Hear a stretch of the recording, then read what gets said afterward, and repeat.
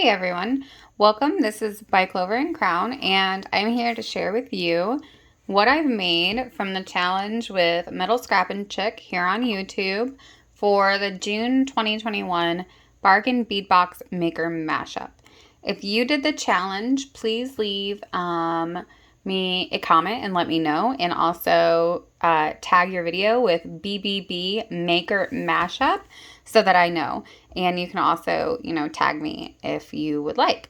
So that way I can see what you've made if you did the same challenge. If you didn't know about it or you weren't able to do it, we're doing it again in July and I'll do the team up with somebody else. So just let me know in the comments if you want to be included or if you're planning on doing it.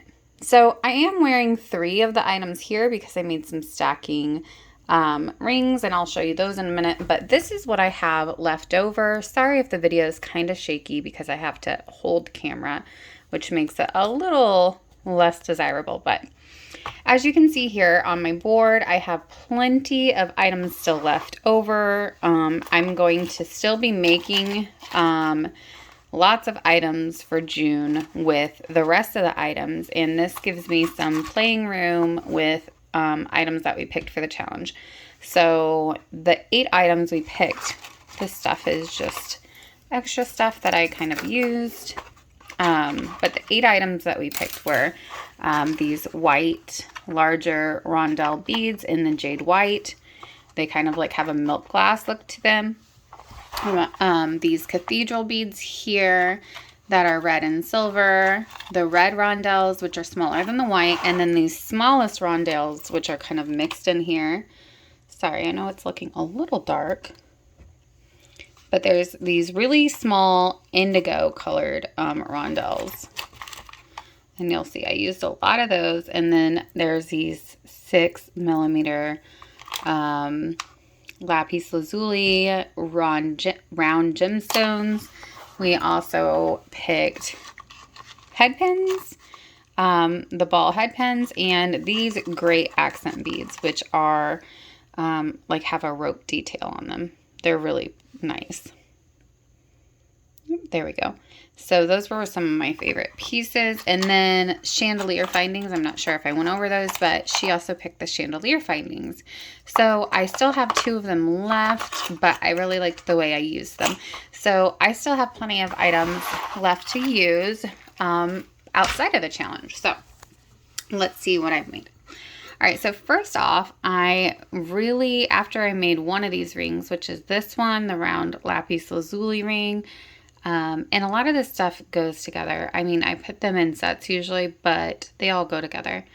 But I made this ring first, and then I immediately hopped into these great earrings here, using those small indigo gemstones. And they're just hoop earrings. I really like that the spiral way I connected them looks a lot like those accent beads, which you'll see in the background there. And yeah, so these are just some simple hoop earrings that I dressed up with some silver wire and the indigo small faceted beads. Okay, I also made, so I did not make a necklace for this set, but I was kind of considering this ring as the 3rd, and I made this braided bracelet here, which I made the clasp back here. I would do it a different way. I used these crimpable findings here, and I didn't love that, but it worked out, and I would probably do it differently now that I've made it once. Let's move that so it'll focus. Sorry.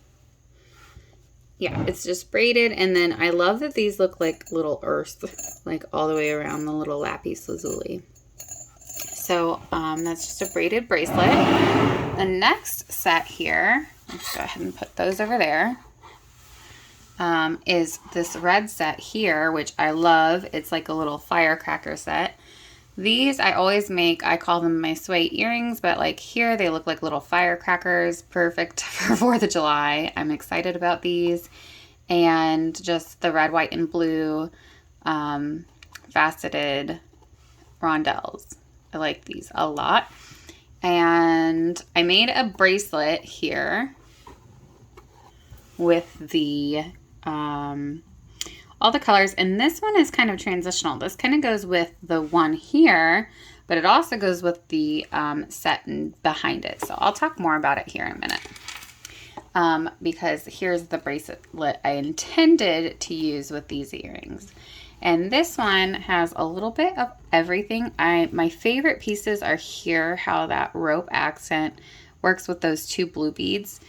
But the red wire is really the star of the show, and I just made its own hook so that way that would star. And so this little bracelet is dainty but not too small. So that look I really, really like.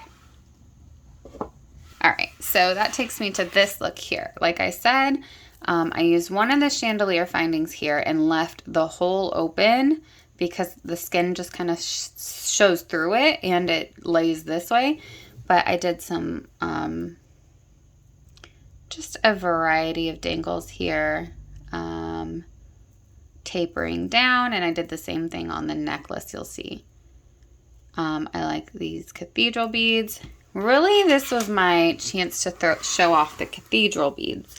So I used this cord, which I've had for a really long time and I've tried to use it on other things, but I usually have taken it apart.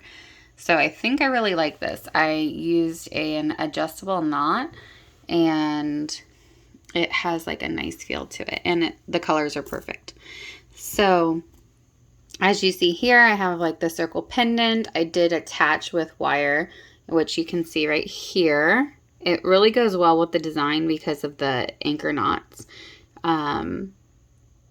I attached this piece here to add some dimension to the middle.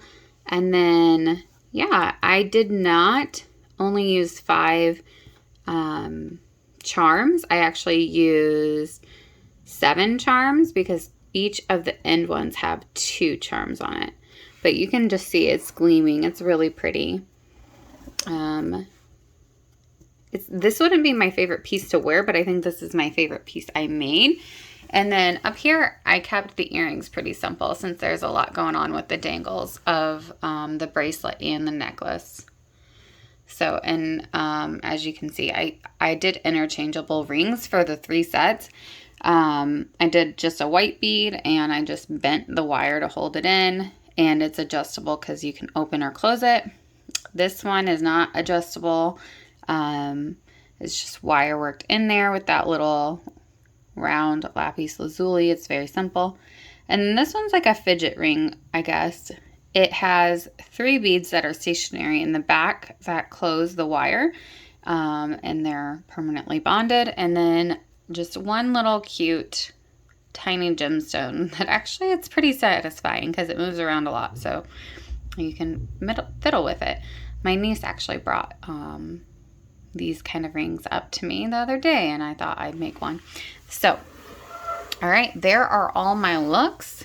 These are what I've finished for just the challenge. I had fun making all of these items, but I'm also looking forward to playing with the palette without the challenge. I like doing both. So if you did the challenge, again, just tag me and leave a comment down below so that we can go check out your things that you've made. All right, thanks for watching. Bye.